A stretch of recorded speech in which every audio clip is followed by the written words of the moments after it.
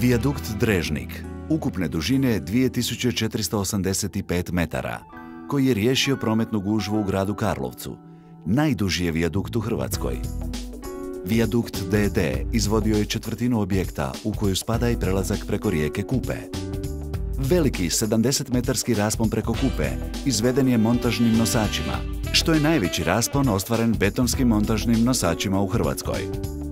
Montaža velikog raspona izvršena je na inženjerski zanimljiv način, uz korištenje plovnih objekata Hrvatske vojske. Izgradnjom ovog objekta nastavljena je 1971. godine zaustavljena izgradnja autoceste Zagreb-Split.